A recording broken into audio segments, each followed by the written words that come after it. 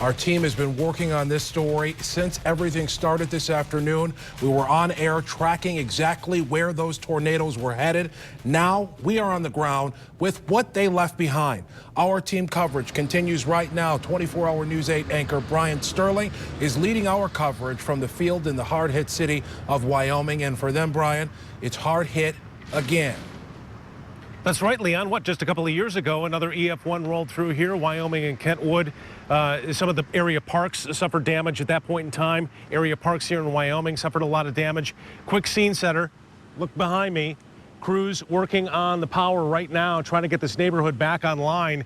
These folks have been in the dark since the storm rolled through late this afternoon. And while the intersection is wide open, the sound of buzzsaws have been replaced by the sound of generators for those lucky enough to have them after the system rolled through. Here's what we know tonight. Late tonight, the National Weather Service confirming damage in Ionia and Montcalm counties was caused by a tornado. Here's a look at the damage path. It started just east of Orleans and ended some 8 miles later near Sheridan. The twister rated an EF1 tonight, winds topping out at about 90 miles per hour. It took out several trees and damaged a portion of a barn.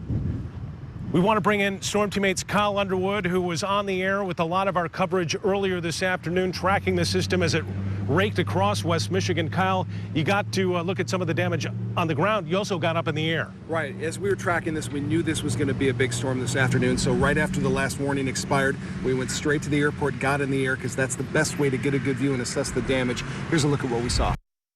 It started just after 1 o'clock. Tight spin on radar. Put it into motion and you can start to see that rotation here. Moments later, a tornado debris signature on radar. Which means it's actually picking up things on the ground. We were able to say with certainty this was a serious tornado at this point. And for the next 2 hours, we tracked it across West Michigan. An hour after the tornado warnings ended, we were in the air. The best way to assess the damage and say without question, this was a tornado. Our aerial survey started in Bangor, and the damage was significant and obvious. We saw large 1 to 2 foot diameter healthy trees snapped like twigs. The True Blue Blueberry Farm had containers spread out for miles, and part of their roof was removed. Into Allegan County, the damage continued. And while homes and buildings did sustain damage, the tornado appeared to track mostly through rural area, swirling farm fields and snapping trees. Our survey also revealed that perhaps there were multiple tornadoes in Allegan County, maybe even at the same time, and the tornado paths could be as wide as 1/3 of a mile. The damage continued into Jamestown Township, Ottawa County, as well as Kent County. Although the evidence wasn't immediately convincing this was a tornado in this area, despite the clear rotation on radar earlier in the day. The National Weather Service will be surveying this area on Sunday. Tree on the roof back here. After our aerial tour, we drove through Allegan and Ottawa County, and we talked to homeowners in Jamestown Township who had their property hit pretty hard, likely by a tornado. It was very scary not knowing what. Helpless. Yeah. Helpless. But it didn't last for long. I'd say maybe 5 minutes. And it started letting up. I looked outside. It was still raining heavily. And I thought, well, I think it's clear then. I'm gonna brave to go upstairs and see if our house is still standing. And fortunately it was.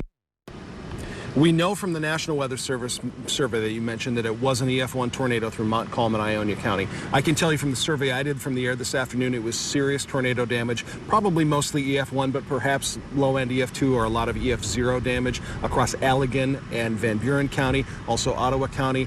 It was inconclusive, what I saw at least in Kent County, whether it was straight line or tornado, but I just spoke to the National Weather Service this evening. They did at least part of a survey here in Kent County, and they found evidence of a tornado damage here in Kent County. So it looks like 6 counties affected by tornadoes this afternoon. Yeah, we'll start to fill in those blanks, but getting up in the air, great way to survey that damage and to see exactly what happened out there today. It is the best view, yeah. Kyle, thank you.